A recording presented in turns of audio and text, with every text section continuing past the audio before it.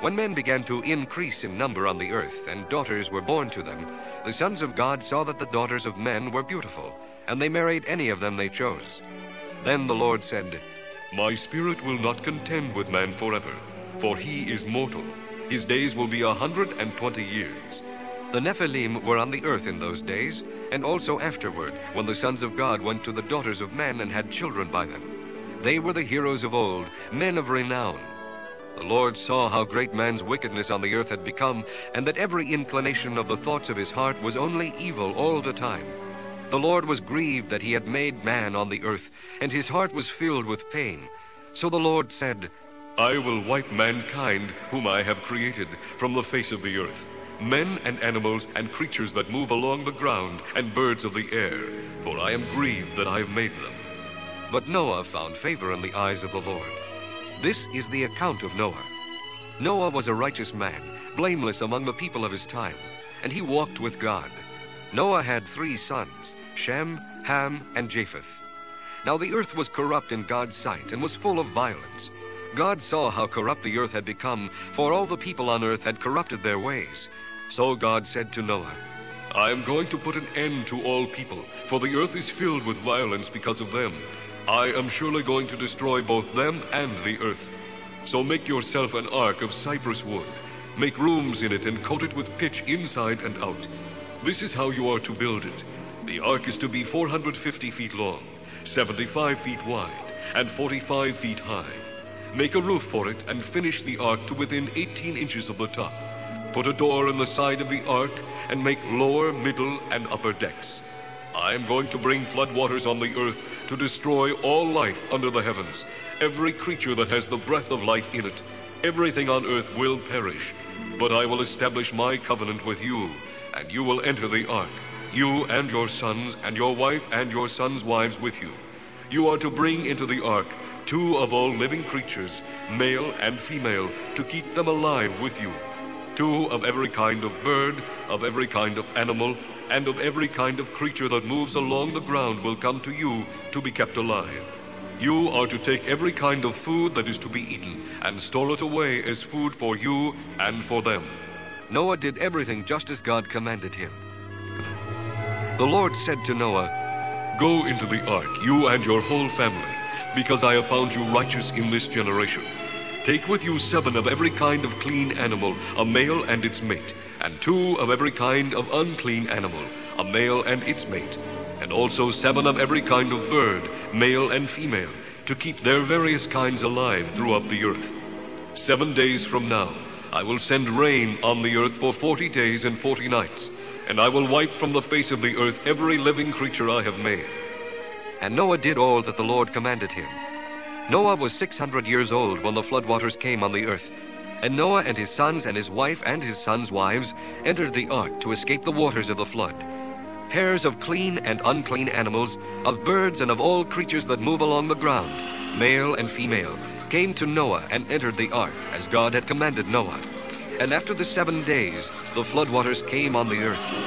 In the 600th year of Noah's life, on the 17th day of the 2nd month, on that day all the springs of the great deep burst forth, and the floodgates of the heavens were opened, and rain fell on the earth 40 days and 40 nights.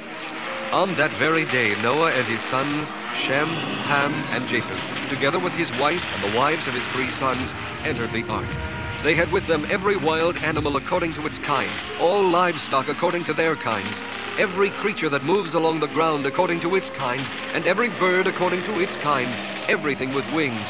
Pairs of all creatures that have the breath of life in them came to Noah and entered the ark. The animals going in were male and female of every living thing, as God had commanded Noah. Then the Lord shut him in.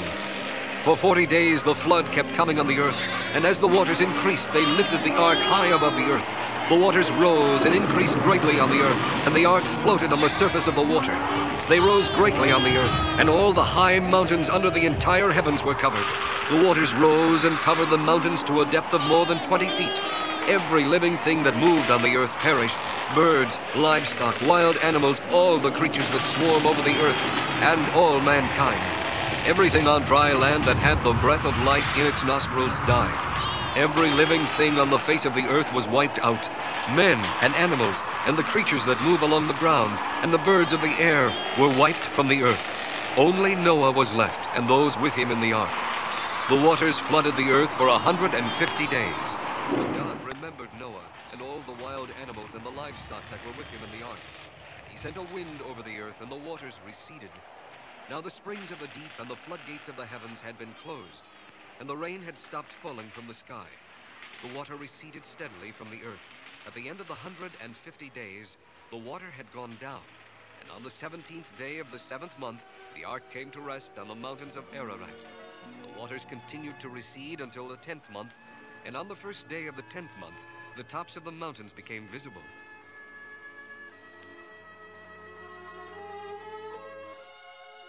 After 40 days, Noah opened the window he had made in the ark and sent out a raven, and it kept flying back and forth until the water had dried up from the earth. Then he sent out a dove to see if the water had receded from the surface of the ground. But the dove could find no place to set its feet because there was water over all the surface of the earth. So it returned to Noah in the ark.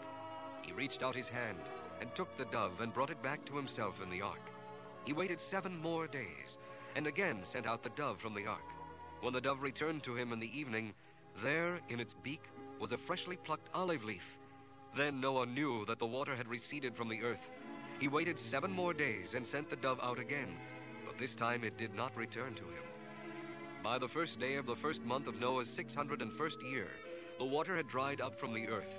Noah then removed the covering from the ark and saw that the surface of the ground was dry. By the 27th day of the 2nd month, the earth was completely dry. Then God said to Noah, "Come out of the ark, you and your wife and your sons and their wives. Bring out every kind of living creature that is with you, the birds, the animals, and all the creatures that move along the ground, so they can multiply on the earth and be fruitful and increase in number upon it." So Noah came out, together with his sons and his wife and his sons' wives.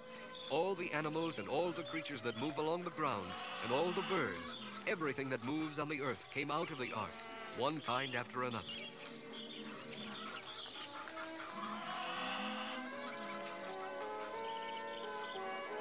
Then Noah built an altar to the Lord, and taking some of all the clean animals and clean birds, he sacrificed burnt offerings on it. The Lord smelled the pleasing aroma and said in his heart, "Never again will I curse the ground because of man, even though every inclination of his heart is evil from childhood. And never again will I destroy all living creatures as I have done. As long as the earth endures, seed time and harvest, cold and heat, summer and winter, day and night will never cease." Then God blessed Noah and his sons, saying to them, "Be fruitful and increase in number and fill the earth. The fear and dread of you will fall upon all the beasts of the earth and all the birds of the air, upon every creature that moves along the ground, and upon all the fish of the sea. They are given into your hands. Everything that lives and moves will be food for you.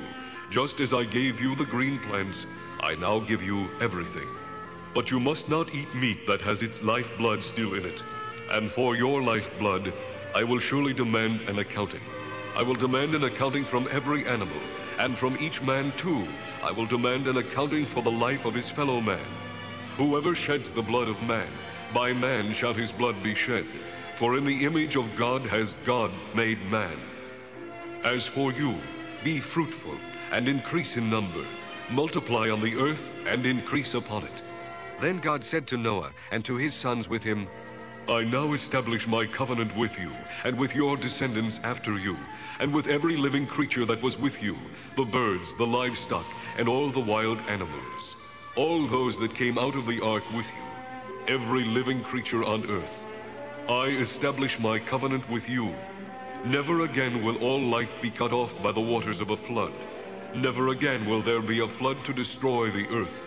And God said, "This is the sign of the covenant I am making between me and you, and every living creature with you, a covenant for all generations to come. I have set my rainbow in the clouds, and it will be the sign of the covenant between me and the earth. Whenever I bring clouds over the earth, and the rainbow appears in the clouds, I will remember my covenant between me and you and all living creatures of every kind. Never again will the waters become a flood to destroy all life. Whenever the rainbow appears in the clouds, I will see it and remember the everlasting covenant between God and all living creatures of every kind on the earth.